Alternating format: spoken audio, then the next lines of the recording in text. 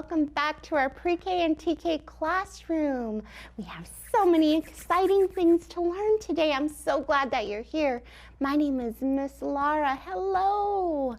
Now, do you remember what we're learning about this week?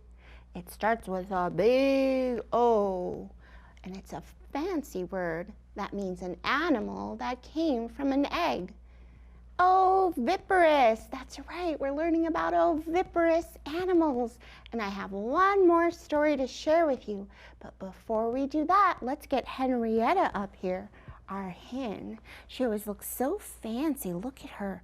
She has her beautiful feathers. Henrietta, did you leave me some eggs today? Oh, she did. Let's count how many she left us. So here they are.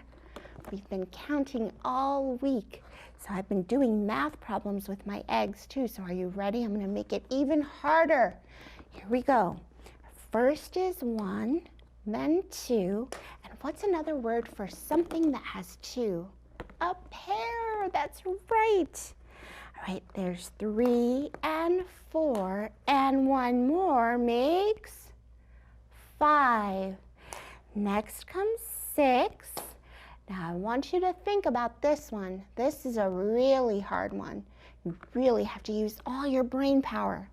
If I have 10 eggs all together and 6 are in the basket, how many more eggs will I need to add to the basket to make 10?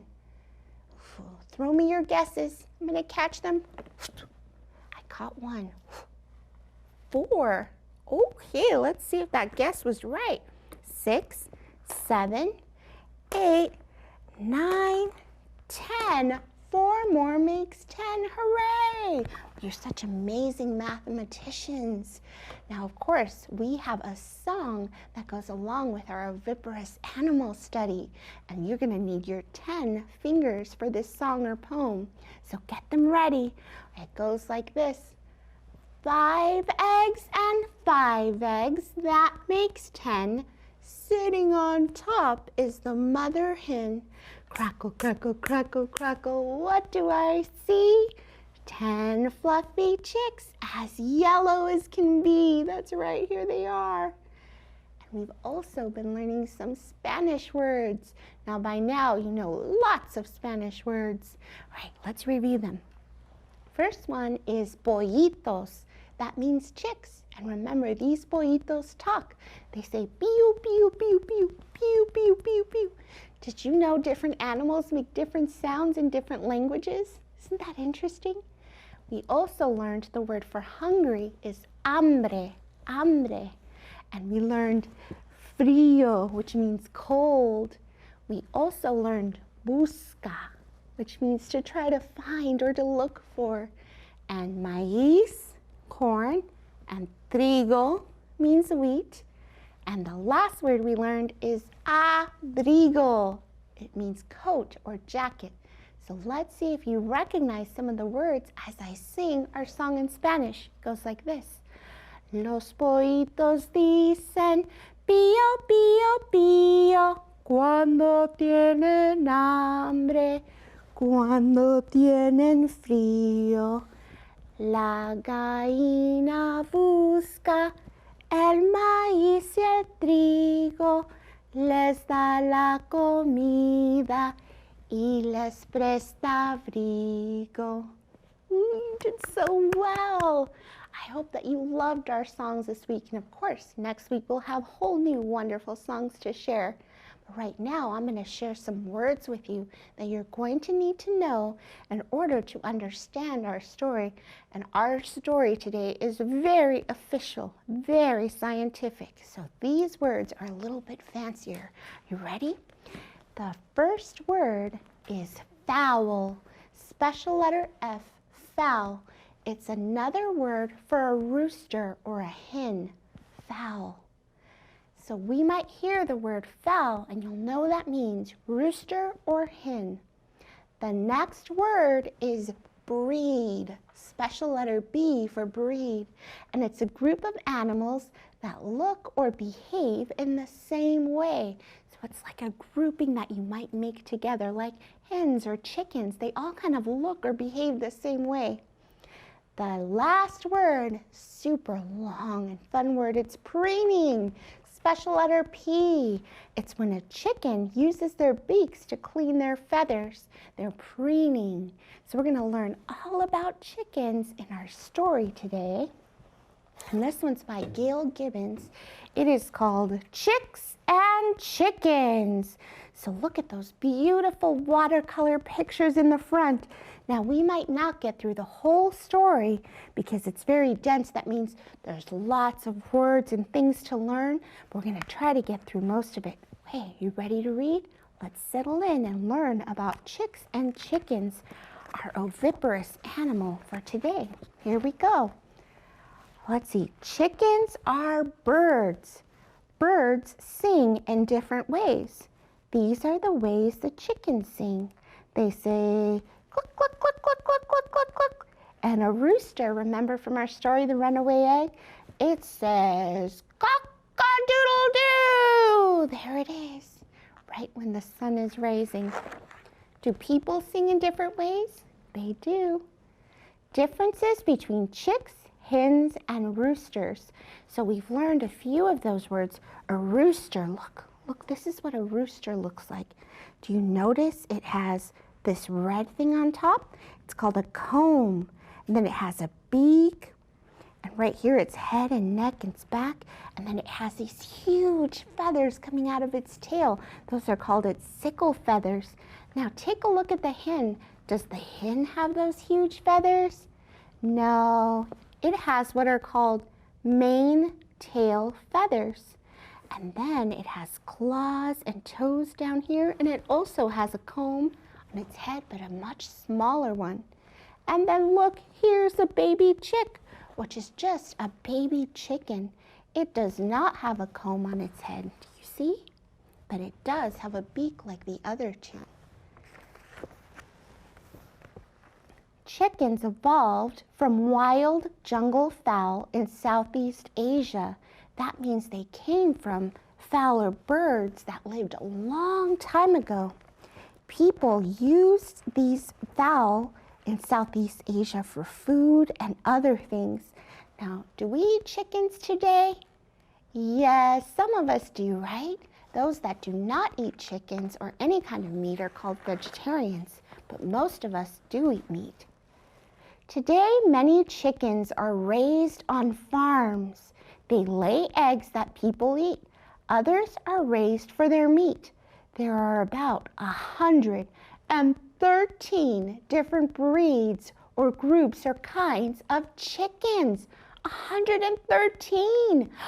I've only ever met one kind of chicken. I feel like I'm missing out. I need to go meet the other 112. Look at, there they are on farms. A few chickens are raised as pets. Some chickens are even entered into contests. Look at that chicken won first prize, probably for its beautiful feathers. Have you ever been to a chicken contest before? Me neither.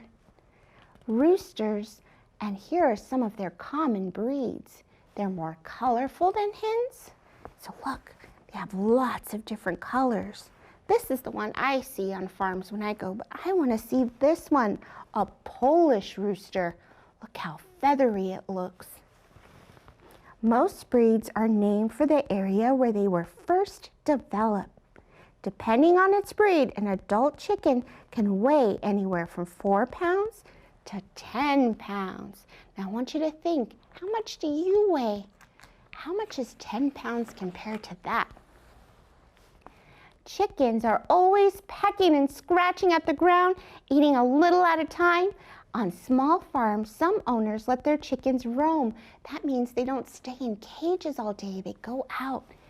These are called free-range chickens. And look, what do chickens eat? What do you think chickens eat? In our song, we learned that they eat maíz and trigo, which is wheat and corn. But here it says, chicken food is a dry mixture of corn, grains, meat, fish, vitamins, and minerals. So that's what they eat. Chickens do not have teeth. Do we have teeth? Yes, but chickens don't. So how do they eat their food? Their food travels to a pouch in their throat called a crop. So there it is, that pouch in their throat. In the stomach, the food mixes with digestive juices and enters the gizzard right there. That's how chickens digest their food, since they don't have teeth. And remember, we learned this word. Chickens use their beaks to clean their feathers. This is called preening. They also take dust baths to get rid of any insects that are on top of them. So look, they clean their feathers so they don't take a shower or a bath like we do. And they take dust baths and they preen. So if there's a little insect or a fly that's bothering them, they go in the dust and get it off of them. Ooh, how do you think your family would feel if you took dust baths instead of showers? I don't think they would be very happy. Chickens don't have a good sense of smell or taste. They do have good hearing. During the day, they have excellent eyesight. So there they are looking around. During the day, it said, so at night they must not be able to see very well. Chickens prefer to be together in small groups called flocks. The leader pecks at the other chickens to let them know who's the boss. This chicken is at the head of the pecking order. So if you see one chicken that's kind of pecking the others around, that's like the boss chicken. It's telling the other ones what to do and where to go. Many farmers raise hens to lay eggs. Remember, that's what we're learning about, oviparous animals, animals that lay eggs. Some breeds of hens lay white eggs. Others lay brown eggs. Brown eggs are what I used for our float and sink experiment, even though our float experiment did not go as planned. A few breeds lay green or blue eggs. Whoa, I've never seen a green egg. A hen usually lays no more than one egg a day. One egg in one day. Can you imagine? It takes 4 or 5 eggs to make one cake. That's a lot of work for a hen. When a rooster mates with the hen, the egg cells inside her make the egg. Then they lay the egg, and that's what the farmers gather for food. Look, here it is.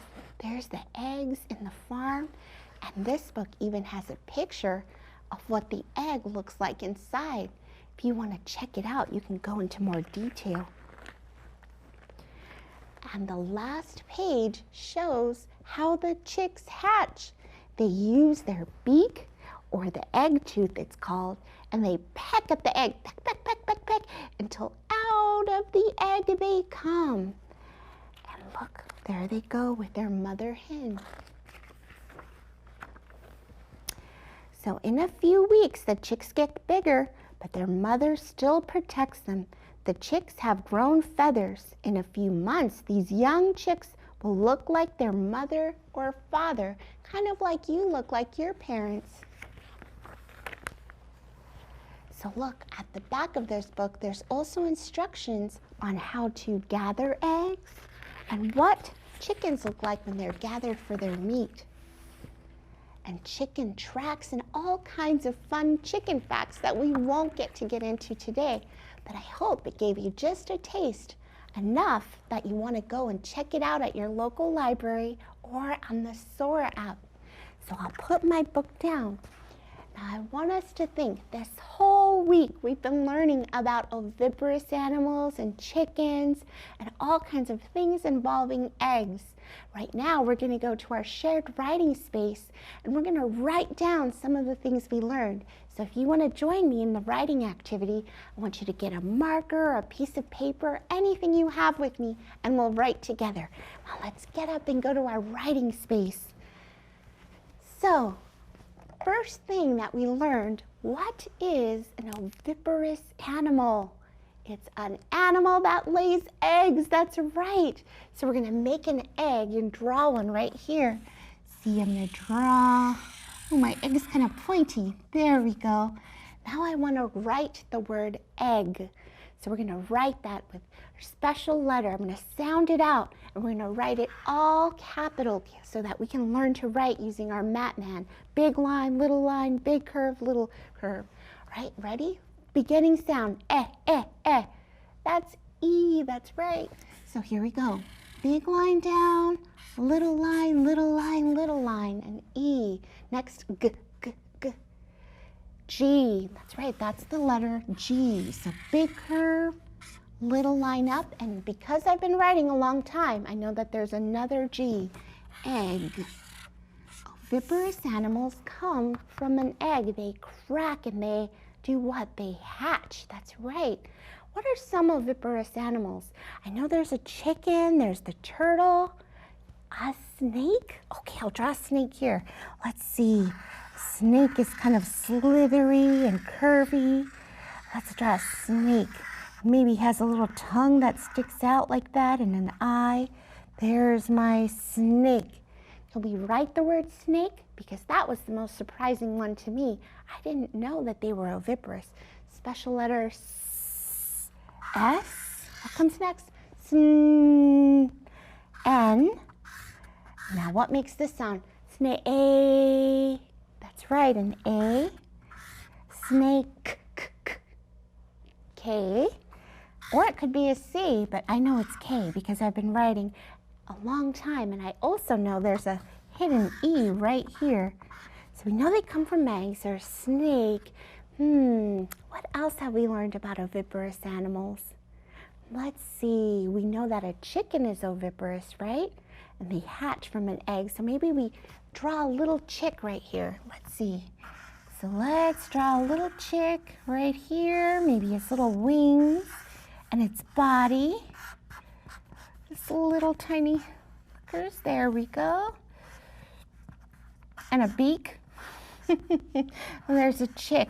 We learned all about that in our last book. So let's see if we can write the word chick.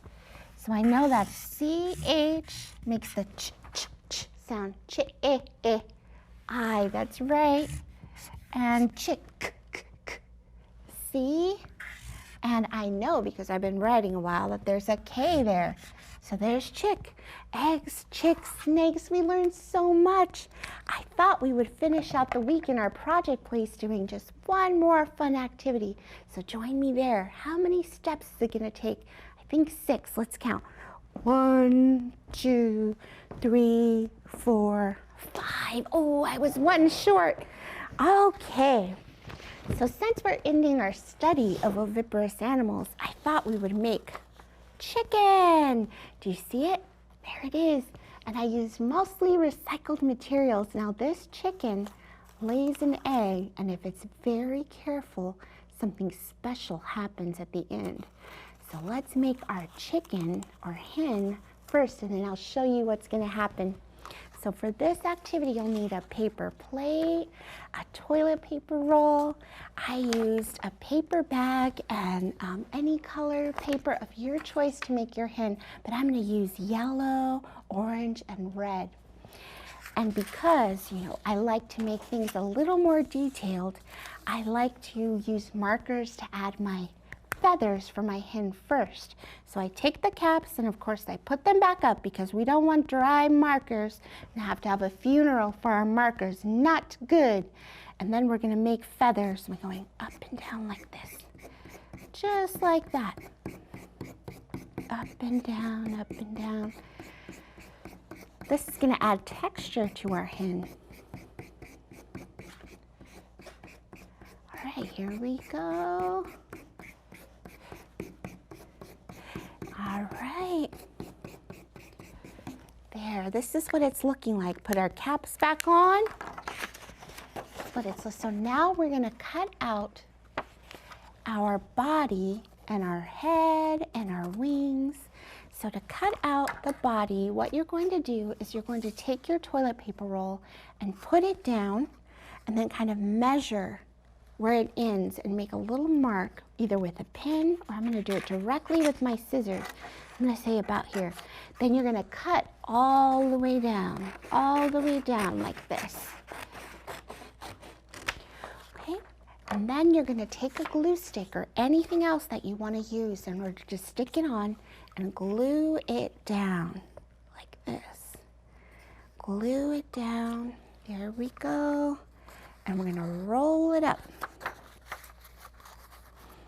And then glue down the bottom as well. Here we go.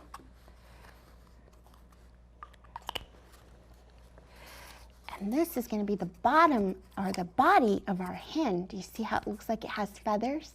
Next, we're going to make the head of our hen, which is this part right here. See it? Now, in order to make the head, you're going to take your same paper that you added feathers to, and you're going to cut out kind of the shape of a head. So it's kind of like a U shape when I look at it. When I see it, it's kind of around like I'm making a smile. There it is. See? This is the shape I cut out. Then you're going to actually fold it at the bottom. Do you see how I folded it down like this? Because that is the part that you're going to glue on. We're going to glue it on right on top. Here we go. Okay, next we're going to make the wings.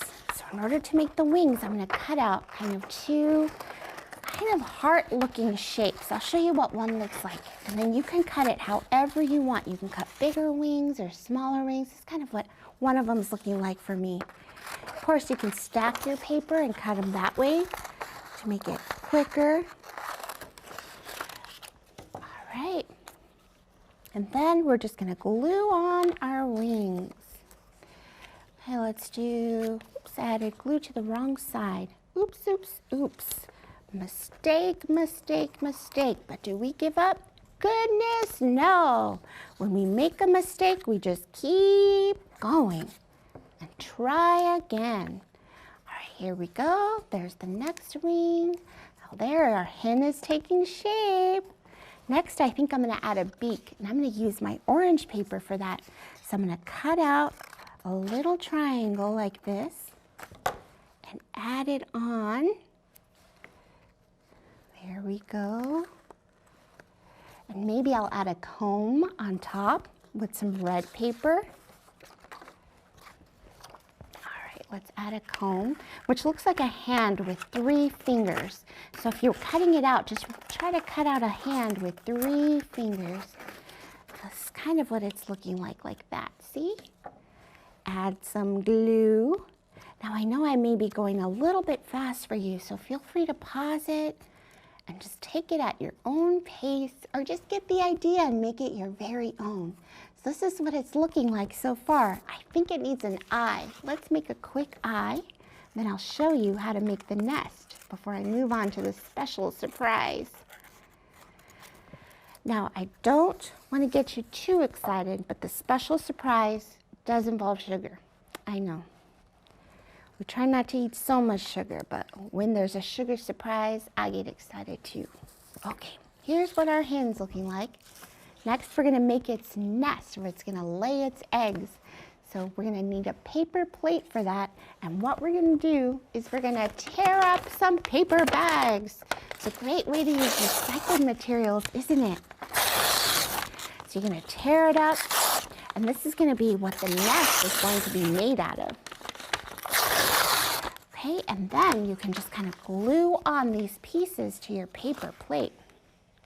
I'll show you one, and then I'll show you the completed project. And then we'll get to our special surprise. So you just keep doing that over and over again until your whole plate is covered and it looks like a nest. Let me show you here. So this is what it looks like with just 2. But after a while, you get this nice, full nest. Last step is you're going to want to cut out a little egg like this one, okay? And the hen is going to sit on the egg like this. And it's going to keep it so warm, and you're going to come and check on it because, close your eyes, close your eyes. What's going to happen is that egg is going to hatch. Are you ready? Close them. It's going to hatch and bring you a delicious chick that you can eat, made out of marshmallow. See, I told you, I have all the special magic. So if you make this hen, put the little egg down and you can get a little special surprise. Right, I hope that you enjoyed learning all about oviparous animals this week. We learned so much. Please remember to stay tuned for Mrs. Read-Wright's art lessons next week, and then I'll come back again with more stories to share. Until then, a big smooch from me to you. Mwah! We'll see you next time, boys and girls. Goodbye.